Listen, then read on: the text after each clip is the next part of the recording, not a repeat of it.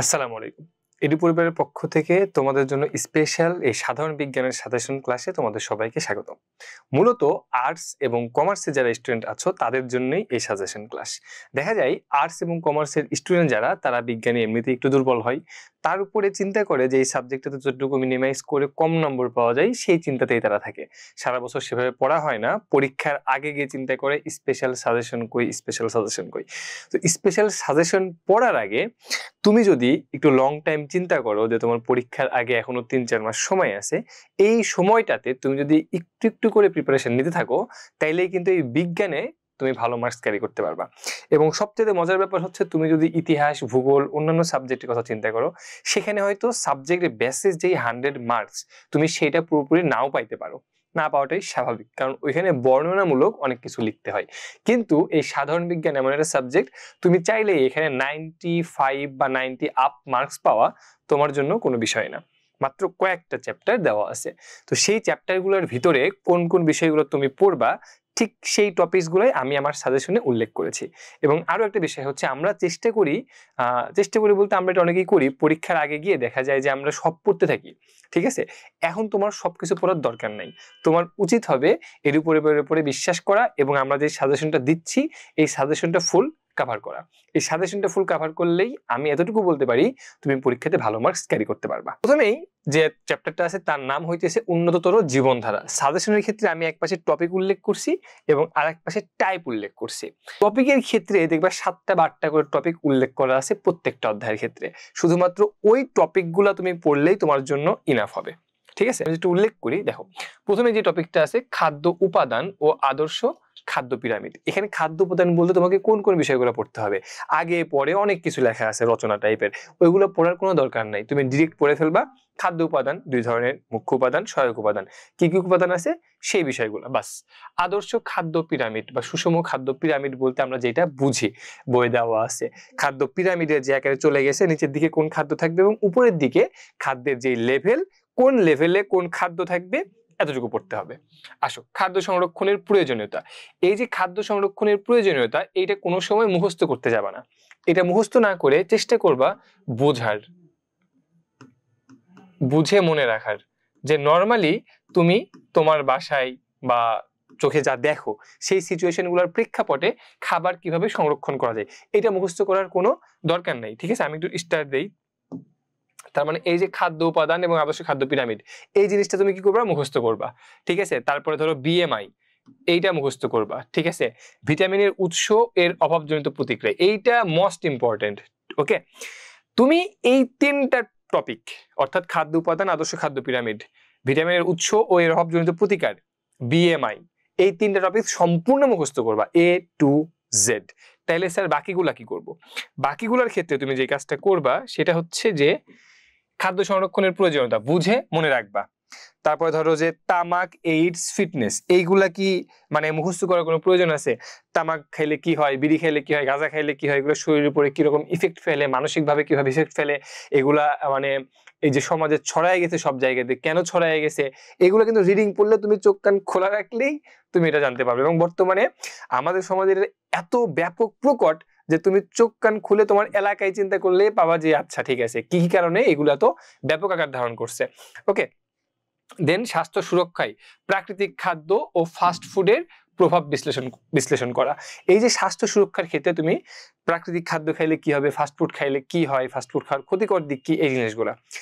অর্থাৎ সাজেশনের যে টপিকগুলো উল্লেখ করা আছে সেই টপিকগুলোর ক্ষেত্রে তুমি অর্ধেক টপিক সিলেক্ট করবা যে আমি এই টপিকসগুলা ফুল মুখস্থ করব। এখন টেস্ট, পরীক্ষার আগে এবং মানে পরীক্ষাতেও, মানে পরীক্ষার আগের দিন রাতে সম্পূর্ণ মুখস্থ করবো এগুলো। আর বাকি যেগুলা মুখস্থ করবো না ওইগুলো আমি শুধু বারবার রিডিং পড়বো। ব্রেনের উপরে চাপ কম দিতে হবে। ঠিক আছে? তাইলে আমরা এই 3টা টপিক জাস্ট মুখস্থ করবো, বাকিগুলো সব রিডিং পড়বো। ঠিক আছে? আসো এবার টাইপ কি হয়, মানে কি টাইপের কোশ্চেন আসে। উদ্দীপকে উল্লেখিত রোগগুলোর প্রতিকার বর্ণনা করো। যেমন আমরা জানি যে ভিটামিন ডি এর অভাবে রিকেটস হয়, ভিটামিন এ এর অভাবে রাতকানা হয়, ভিটামিন সি এর অভাবে স্কারভি হয়। কি করবে? একটা উদ্দীপক দিবে, দিয়ে হয়তো বলবে যে ওকে ফাইন, রহিমের স্কারভি হয়েছে, তারপরে রহিমের বোনের রিকেটস হয়েছে, তাইলে এর প্রতিকারগুলা কি কি? তোমাকে তাহলে কি করতে হবে? এই রোগগুলোর প্রতিকার বর্ণনা করতে হবে। দেখো এটা কই থেকে পাইছো তুমি? এই যে ভিটামিনের উৎস অভাবজনিত রোগ থেকে। এই স্তরের খাদ্য উপাদানটির ভূমিকা বর্ণনা করো। এই স্তর কোনটা? আমরা যে সুষম খাদ্য পিরামিডের কথা বলতেছি, সেই পিরামিডের বিভিন্ন স্তরে যে খাদ্য দেওয়া থাকবে, সেই খাদ্য পিরামিডের বা খাদ্যের উপাদানের ভূমিকা তোমাকে বর্ণনা করতে হবে। এটা কই থেকে পাইছো? এখান থেকে পাইছো। সাবিহার বিএমআই নির্ণয় করো। এই যে বিএমআই নির্ণয় করাটা বলছি, ঠিক না? Body mass index. উল্লেখিত খাবারগুলো মানবদেহের জন্য কতটা গুরুত্বপূর্ণ? তোমার ওই যে ভিটামিন যদি পড়ো, তাহলে ভিটামিনের উৎস কি এবং ওই ভিটামিনের অভাবে কি অসুখ হয় এবং প্রতিকার কি, সেটা পড়লেই এটা অ্যান্সার করতে পারবা। উদ্দীপকের আলোকে ডাক্তারের পরামর্শ কতটা গ্রহণযোগ্য? ঠিক আছে, ধরো কারো ভিটামিন এ এর অভাব হয়েছে, রাতকানা রোগ হয়েছে, ডাক্তারকে বলতেছে লাল শাক খান, এই খান, ওই খান, ছোট মাছ খান। তাহলে এই যে ব্যাপারটা, কানেকশনটা, ও রাতকানা রোগ হয়েছে, রাতকানা রোগ হয় ভিটামিন এ এর অভাবে, ভিটামিন এ এর ঘাটতি পূরণ করতে গেলে তাকে ছোট মাছ, লাল শাক, এই জিনিসগুলো খাইতে হবে। তাই ডাক্তারের পরামর্শ সঠিক। এইভাবে অ্যান্সার তোমাকে করতে হবে। এবার তুমি একটু চোখ বুলাও তোমার সাজেশনটার দিকে। এই একটা অধ্যায়ের ক্ষেত্রে তোমাকে কি কি পড়তে হবে? খাদ্য উপাদান, আদর্শ খাদ্য পিরামিড মুখস্থ, ভিটামিনের উৎস ও অভাবজনিত প্রতিক্রিয়া মুখস্থ, বিএমআই মুখস্থ। এই 3টা আইটেম মুখস্থ করতে তোমার 1 ঘন্টার বেশি জীবনও লাগবে না, 1 থেকে 1.5 ঘন্টা লাগবে। বাকিগুলা রিডিং পড়বা, বাস, ইনাফ। এইভাবে তোমার বইয়ের সম্পূর্ণ যে বইটা আছে, মানে যে অধ্যায়গুলো আছে তোমার এসএসসিতে, সেইভাবে তুমি যদি এইভাবে সাজাও, তাহলে দেখবে তোমার পড়াশোনা অনেক অনেক অনেক কমে আসছে এবং তখন পড়তেও ভালো লাগবে। অ্যান্ড আরো একটা বিষয়, একটা খাতা নিবা, সেই খাতায় প্রথম অধ্যায়, ধরো নতুন জীবনধারা, ওইখানে উল্লেখ করে রাখবা এইগুলা আমি মুখস্থ করবো, এগুলা রিডিং পড়বো। এবং আমি যেগুলো রিডিং পড়তে বলতেছি তুমি সেগুলো খালি রিডিংয়ে পড়ো, ঠিক আছে? এর চাইতে বেশি পড়ার কোনো প্রয়োজন নাই। এভাবে পড়লেই দেখবা পরীক্ষার আগে যে দেখবে তোমার পড়া অনেকখানি হয়ে গেছে এবং পড়তে আরাম লাগতেছে। ঠিক আছে, আমরা বারবার পড়বো, একই পড়া বারবার পড়বো, রিভিশন দেবো বেশি বেশি, তাইলেই ইনশাল্লাহ আমাদের পরীক্ষা ভালো হবে। চলো এবার আমরা তাইলে নেক্সট চ্যাপ্টারে যাই। ওকে, নেক্সট হচ্ছে জীবনের জন্য পানি, দ্বিতীয় অধ্যায়, ঠিক না? জীবনের জন্য পানি, এই অধ্যায় থেকে তাইলে আমরা মুখস্থ যে টপিকস গুলো করবো সেটা আমি একটু দেখাই তোমাদের, ঠিক আছে? ওকে, এখানে এই যে জলজ উদ্ভিদ ও জলজ প্রাণীর জন্য পানির প্রয়োজনীয়তা, তারপরে পানি বিশুদ্ধকরণ প্রক্রিয়া, এই 2টা টপিকস তুমি কি করবা? মুখস্থ করবা। এই 2টা টপিক মুখস্থ করবা। কারণ হচ্ছে বাকি যেগুলো আছে, যেমন ধরো যে পানি বিশুদ্ধকরণ প্রক্রিয়াগুলো বর্ণনা করো, আবার পানি দূষণের কারণগুলো বর্ণনা করো। সাপোজ তুমি এগুলো কখনোই পড়ো নাই, কিন্তু পরীক্ষার হলে আসছে, তখন কিন্তু তুমি এটা অ্যান্সার করতে পারবা, ঠিক না? যদি তোমার মনের মধ্যে ইচ্ছা থাকে যে আমি লিখবো, যদি ইচ্ছা না থাকে সেটা আলাদা হিসাব, বাট ইচ্ছা থাকলেই কিন্তু তুমি এগুলো কি করতে পারবা? এগুলা অ্যান্সার করতে পারবা অ্যাটলিস্ট। বাট এই যে ব্যাপার, জলজ উদ্ভিদ, মানে জলজ যে উদ্ভিদগুলো আছে এবং জলজ যে প্রাণীগুলো আছে, তাদের ক্ষেত্রে পানির প্রয়োজনীয়তা কি এবং পানির মানদণ্ডগুলো কেমন হইতে হবে, এইটা কিন্তু তুমি ব্যাখ্যা করতে পারবা না যদি তুমি না পড়ে থাকো। এবং তারপরে পানির বিশুদ্ধকরণ প্রক্রিয়া, এই 2টা কোশ্চেন তুমি লিখে রাখবা টপিকস, এই 2টা টপিকস তুমি শুধু মুখস্থ করবা। এবং এর বাইরে বাকি যতগুলো টপিকস আছে, সবগুলো টপিকস, এই যে পানি দূষণ প্রতিরোধের কৌশল, নাগরিকের দায়িত্ব, নাগরিকের দায়িত্ব কি? পানি ঠিকঠাক রাখা, তারপরে পানি দূষিত না করা, এগুলো তো নাগরিকের দায়িত্ব, ঠিক না? কলকারখানার আবর্জনা নিয়ে যায় তুমি নদীতে ফেলে দিচ্ছ, তোমার বাড়ির ময়লা আবর্জনা নিয়ে যায় পুকুরে ফেলাইতেছ, এগুলো কি তোমার দায়িত্ব হইলো? দায়িত্ব হইলো না তো, ঠিক আছে? তারপরে উদ্ভিদ, প্রাণী ও মানুষের উপর পানি দূষণের প্রভাব, এগুলা কি? রিডিং পড়লেই 2-3 বার রিডিং পড়ে তুমি জানতে পারবা। আবারও বলি, বিজ্ঞানটাকে সাজাবা 2 ভাগে। 1 নাম্বার পয়েন্ট মুখস্থ করব এবং 2 নাম্বার টপিকস গুলো আমি কি করব? শুধু রিডিং পড়ব। তোমার পড়া হয়ে যাবে অর্ধেক, পড়তে ভালো লাগবে, সিলেবাস কমে আসবে এবং সেগুলো বারবার রিভিশন দিতে পারবা এন্ড পরীক্ষায় ভালো ফলাফল করতে পারবা। এবার দেখি টাইপ গুলা কি কি। দেখো, প্রথম টাইপে ছিল পানি দূষণের কারণ, পানি বিশুদ্ধকরণের প্রক্রিয়া, কার পুকুরের মাছের উৎপাদন কম বা বেশি। এইখানে এই কোশ্চেনটা ভালো করে ফলো করো, যে কার পুকুরে মাছের উৎপাদন বেশি আর কার কম। এটার কাহিনী কি? এটার কাহিনী হইতেছে ওই যে তুমি জলজ যে প্রাণীগুলা আছে, ঠিক আছে, এগুলা কোন পিএইচে, পানির পিএইচ কত হইলে সেখানে সার্ভাইভ করতে পারে ভালো, এই জিনিসগুলো তোমার জানা থাকতে হবে। তোমার যদি এই জিনিসগুলো জানা থাকে, তাইলেই কিন্তু তুমি তখন কি করতে পারবা? সেই পুকুরে মাছ আদৌ ভালো উৎপাদন হবে কিনা সেটা আইডেন্টিফাই করতে পারবা। ক্লিয়ার? এটা ছিল জীবনের জন্য পানি চ্যাপ্টারের। চলো নেক্সট চ্যাপ্টারে আমরা যাই। ওকে, হৃদযন্ত্রের যত কথা এবং অন্যান্য। এখন যারা সায়েন্সের স্টুডেন্ট তাদের জন্য এইগুলা মোটামুটি একটু ইজি হয়। আর্টস কমার্স স্টুডেন্ট যারা আছো তাদের জন্য দেখা যাবে এটা হিউজ একটা ক্ল্যাশিং ব্যাপার হয়ে দাঁড়ায়, কারণ মিনিমাম সম্পর্কেও আমরা এটা খুব কম জানি, এটা মিনিমামও আমরা জানি না। আগের চ্যাপ্টারগুলো যেরকম পানি ছিল, পানি দূষণের কারণ ছিল, যেগুলো আমরা মোটামুটি আইডিয়া ছিল, কিন্তু হৃদযন্ত্রের বিষয়গুলো নিয়ে আমাদের এত আইডিয়া নাই। ওকে, তো চেষ্টা থাকবে এই চ্যাপ্টার থেকে তুমি যতটুকু পড়তে পারো সবটুকুই পড়া। যেমন ধরো এখানে তুমি কিছুই হয়তো কখনোই পড়ো নাই, এখন তুমি যদি বাদ দাও তাইলে হবে না। ওকে, আর একটা কথা বলি, দেখো 1 নম্বর অধ্যায়, 2 নম্বর অধ্যায়, 3 নম্বর অধ্যায়, তারপর হচ্ছে তোমার কি আছে অম্লক্ষারক লবণ, ওইদিকে হচ্ছে বল এবং প্রাত্যহিক জীবনের তড়িৎ। সো তুমি যদি এই হৃদযন্ত্রের যত কথা, সাপোজ এই চ্যাপ্টার তোমার মাথায় ঢুকতেছে না, তুমি কোনোভাবেই পারতেছো না, এখান থেকে জাস্ট স্পেশাল কিছু টপিকস গুলো পড়বা, বাকিগুলো পড়ার কোনো প্রয়োজন নেই। কারণ আমি যে একটা চ্যাপ্টার স্কিপ করিও তাইলেও কিন্তু আমার পরীক্ষায় অ্যান্সার করতে যে আহামরি সমস্যা হবে তা কিন্তু না, আমি যদি বাকি চ্যাপ্টারগুলো ভালো করে পড়ি। কারণ আমার এসকিউ বলো, সৃজনশীল বলো, সবকিছু আমি কি করবো, অ্যান্সার করতে পারবো, আমার অপশন থাকতেছে। শুধু এমসিকিউ এর জন্য আমি কি করবো, সবই পড়বো। বাট এখন এটা আমার মাথায় ঢুকে না, আমি এটা বারবার পড়তে যাই, মাথা আওলায় ফেললাম, তাইলে কিন্তু সমস্যা। যাদের এই চ্যাপ্টার মাথায় ঢুকবে না, মনে হবে যে না পারি না, পারতেছি না, বাদ দাও, তুমি বাদ দাও।